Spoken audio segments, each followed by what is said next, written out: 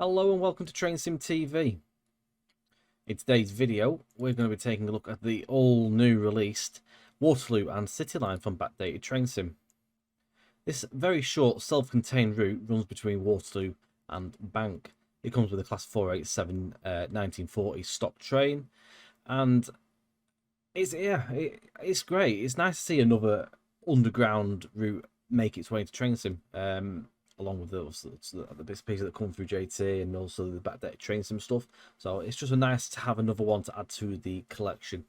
It's a short route, and we'll cover all the details along the way on this little round trip we're going to do here. So we're going to get ourselves into the cab of this unit, and we're going to set it up. So it's pretty simple to set up. It's a little bit confusing at first if you've not done anything like this before, but there's a little manual on how to do so.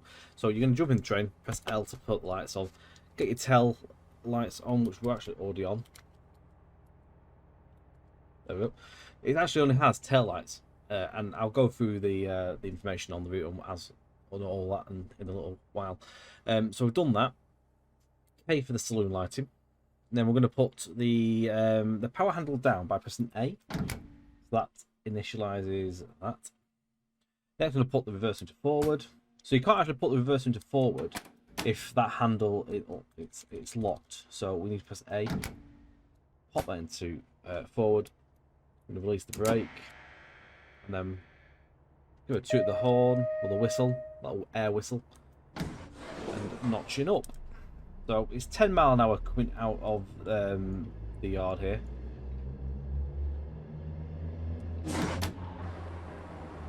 As you see that, if you put it into take the handle off, it actually takes all the power off. Now, I actually did that by accident, but I thought I might as well just demonstrate it at the same time. So, pop it back into forward there, it gets itself going again. So, yeah, easy enough. So, coming to the platform, you need to give them a toot of the whistle.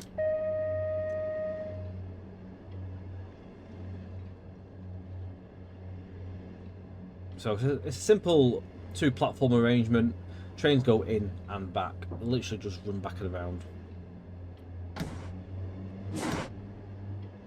So make sure you don't go one notch further back because it'll take the power handle out. And then obviously you'd have to reset. You have to put the reverser to neutral, pop the handle down again, then pop basically reverser forward. It's pretty simple. It's easy enough.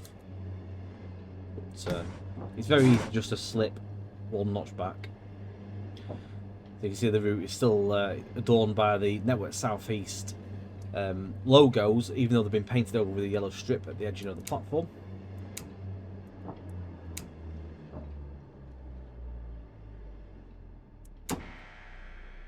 Just going to match up to there. Doors open.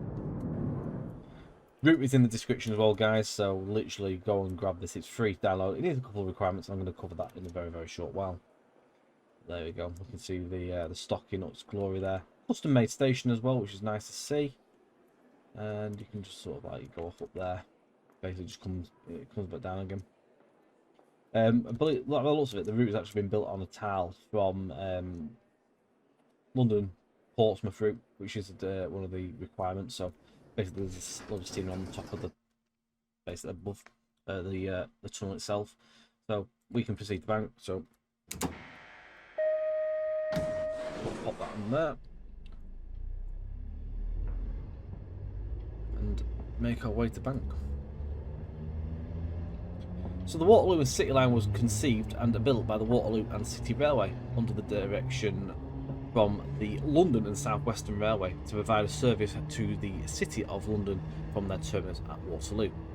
After rivalries with the South Eastern Railway meant that the LSWR couldn't run services towards Charing Cross, nor gain permission from the LSWR ticket holders to use on the SER station at Waterloo East.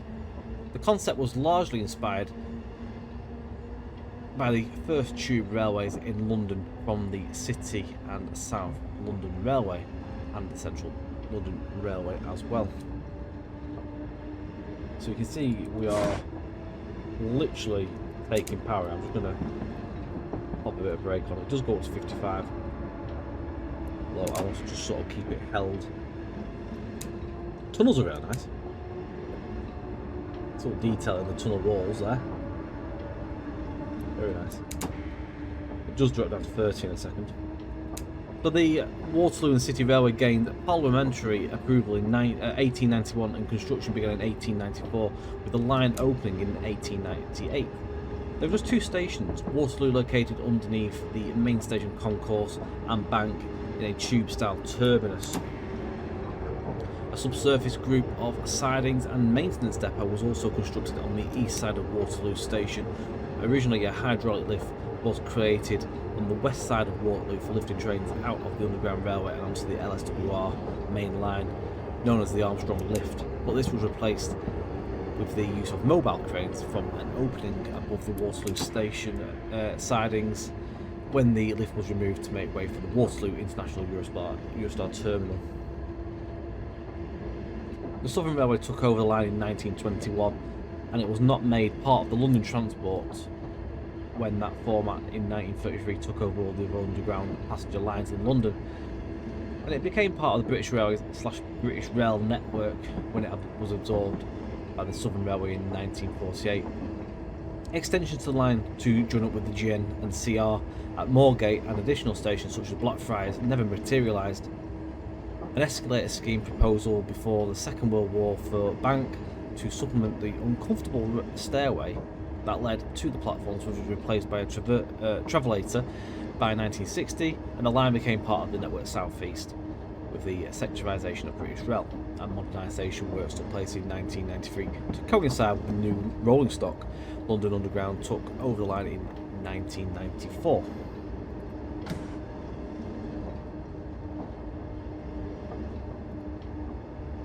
The line went through further modernisation in 2006, the work including refurbishment of the tunnels, platforms and depot, full replacement of the tracks and signalling, and repainting and refurbishment of the trains also.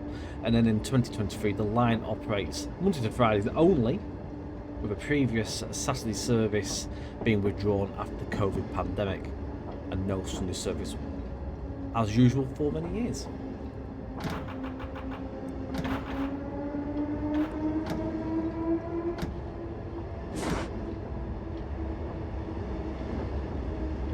Just approaching bank. It does drop down to 15 miles an hour, so we're just going to lob a little bit of brake on here just to get ready for the drop there.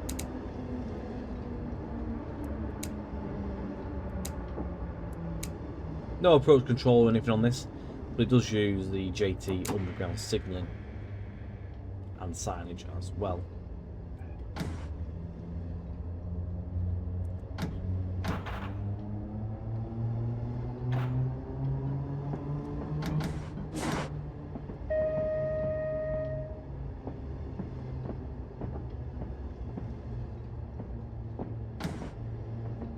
Again, the two platform arrangement here with a crossover, like a diamond crossover at the throat of the station, obviously directing trains to and where they need to be. It's 10 in the platforms with a buffer stop just at the end, so you definitely don't want to run near too fast, just in case you accidentally run into the wall. Interesting looking lights at the end of the platform there as well, potentially custom. A nice simple route, very well contained, and I presume everything literally is just custom tunnel all the way through. So the only thing it's probably missing is a bit of brake squeal on when you get to the station. That's what we've got down here, so that will be the lifts to the top level, and I presume, was that down to the DLR maybe? Where does it go here? So, oh no, DLR to the left, Northern line to the right, District and Circle to the left, and Central line to the left and above also. Lombard Street is the exit up there, so you go down here and then up that way to the DLR valves of it. Excellent. I like this. I like all the adverts. Really cool. I love it. Keep them coming. I love underground routes.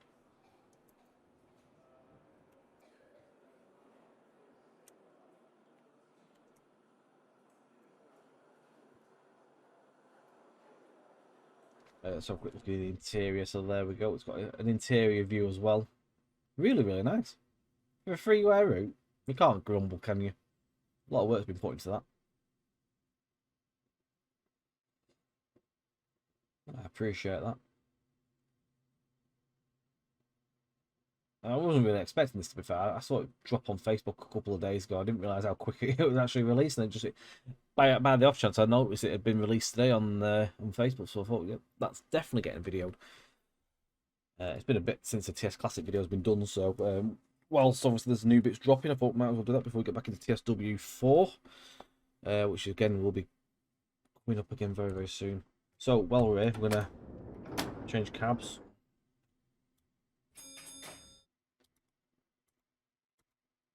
Which cab do we want? There we go.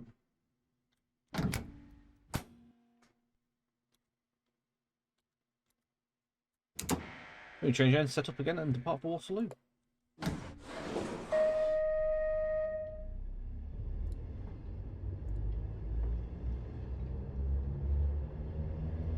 It's a slow 10 coming out of here. So the first trains built for the Waterloo and City Railway were American designed by Jackson and Sharp and assembled by the LSWR Eastleigh. They were predominantly wooden bodied and had a open end vestibule, taking designs and ideas from the early American subway train designs, as well as the early designs for electric trains on the London Central Railway, latterly known as the Central Line. There were 4 car formations with 2 single-ended motors on the coaches and 2 trailer coaches per train. A further 5 motor coaches were ordered from Dick Kerr in 1899. They were similar to the original American cars, but had a driving cab at both ends and sliding doors. 2 further trailer cars were ordered from the Electric Tramway Company in 1904. Replacement stock was ordered in 1938 by the Southern Railway to a design by Oliver Bullard and built by Dick Kerr. With electrical and mechanical systems supplied by English Electric, they were known as the 1940 stock, or also known as Class 487 by British Rail, and delivered in 1940. They intended to replicate the operation of the 1898 stock, and so were made flexible with motor cars with cabs at each end. They were distinctive and having no headlight, just a red tail light at each cab end, a practice inherited from 1898 to save time when changing ends at each terminus. They also had no windscreen wipers, which barred them from frequent movements on the Southern Railway network. Regular maintenance was done at Waterloo, but overhauls took place at the many Southern Region carriage and wagon facilities, gaining access via the Armstrong lift at Waterloo until demolishment for the Waterloo International Eurostar platforms. They were delivered in a Southern Railway green livery with bare aluminium doors, cab ends and roof. The cars went through a series of overhauls to predominantly improve bogie and traction equipment specification in the 1950s and 1960s. Between 1970 and 1977, the cars were overhauled again and returned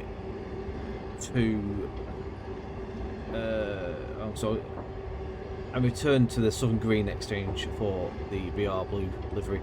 When Network South East took over in 1986, the Class 487s received the Network South East livery. The last 1940 stock and Class 487 trains ran in public service in May 1993, and that was on the 28th. One motor car, number 61, was initially saved by the National Railway Museum, and ownership was lately transferred to the London Transport Museum. The 1940 stock replacements in 1993 came in the form of additional 4-car sets of 1992 stock. Some of those built for the Central Line, but designed as 482s by British Rail, which were delivered in a unique version of Network South East livery, and then repainted into the London Underground livery after refurbishment in 2006.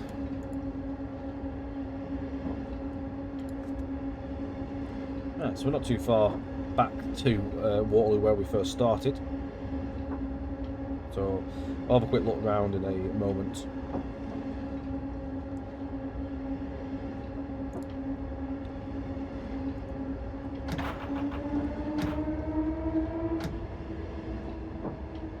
Takes off like a rocket as well if you get going.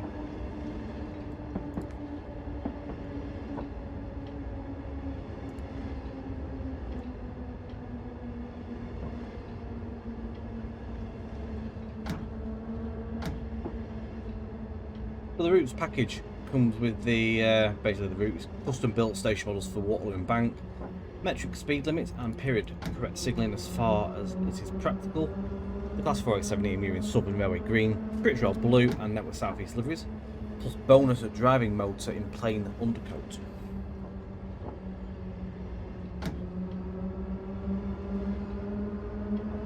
Also comes with one free roam, 2 standard scenarios, a quick drive as well in both directions.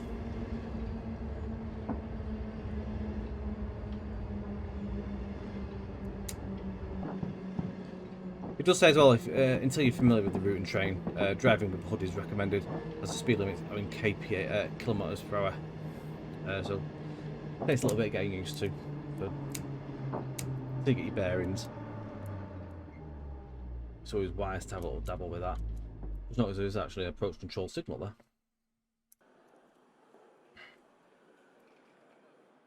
I like how that's been done, that's really cool.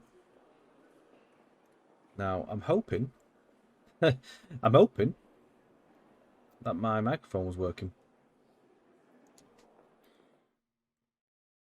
It turns out the microphone is working, it's just doing some weird stuff. Like it's got an LED light on the bottom and it kept going dim, so I was wondering if it was working or not, but apparently it is. So anyway, panic over. So I've not opened the doors yet. I'm just going to quickly cover a quick look around at the station here at Waterloo, because we didn't actually quite have a look around before. So standard affair really. It's has the exits sort of just go off into the corners there, as you would expect, with other tube stations like the VDL stuff does. So the depot is where we began earlier. So it's got a head, sort of like a run off there down to the buffers. But any train wants to obviously run into issues and find itself running away. And also this is the depot area down here, so you can see there's various cars in various areas here that can run around and change different stuff into different sort of like keep stuff serviced. Got a train wash in there as well. But yeah, there's all sorts of really cool stuff. Little turntable there as well. I presume that would be for bogies. They can move bogies around.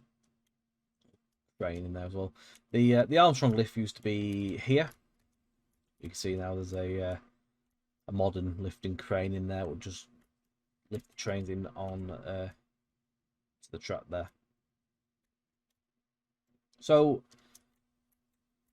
just gonna drop myself here for a second. So what else comes with the route before we end things here? So well, it's not comes with it more. What do you need? So you need the DTG Portsmouth direct extended route, Portsmouth to London Waterloo. Just Trains Met line, the Met line and S-Stock enhancement plus pack, VP's track pack, VP's track pack expansions, and third rail texture patch. Everything else included. I'm just going to bring over the manual quickly just to show you another picture of one of the liveries there. You can see the southern green with the sort of aluminium ends there. Comes with a little setup guide. Very easy. Trip cock there, basically. We had that before, so if you go on to off accidentally, you need to put back into neutral. Then handle down, shift T and all that, and off you go, basically. 2 scenarios, so we did the round trip, quarter of an hour run, and it also has an end of day manoeuvres, which is about 35 to 40 minutes long. And then through to the credits. So track and scenery is Xavier Gura. You got Class 487 model script and sound from Xavier. Additional Class 487 scripting from Jim Ibbett. He's part of the VDL team. And then scenarios via Xavier again. Thanks go out also to John C. Gillam, who produced an extremely thorough book on the ins and outs of the Waterloo and City line from the very beginning to the almost present day. All those that have shared archive footage of the Waterloo and City line and the 1940 stock, including but not limited to Fred Ivey, Simon Smiler, who is City Transport Info, Soy Boko, and Railway Image Galleries. Also the London Transport Museum and all the volunteers and friends who have restored the 1940 stock car number 61 to its pristine condition. It also goes on to the EULA down there, which you can read that for yourself. There's also the British Rail livery there at the bottom, which you can just see as well. But yeah, it's an absolutely fantastic little edition. It's short, it's fun. Grab it, it's free. But then the doors open. Thank you very much for watching, guys. I hope you've enjoyed this very short video. Look at this fantastic little addition to the game. Links in the description, as I say. Don't forget, like, share, and subscribe. Catch us on Twitch TV on Fridays and Sundays at twitch.tv/TrainSim_TV. Hit your like, share, notifications, and all that jazz. Leave us a comment. And again, we'll catch you very, very soon for the next installment on the channel. Take care, and we'll see you soon. Bye for now.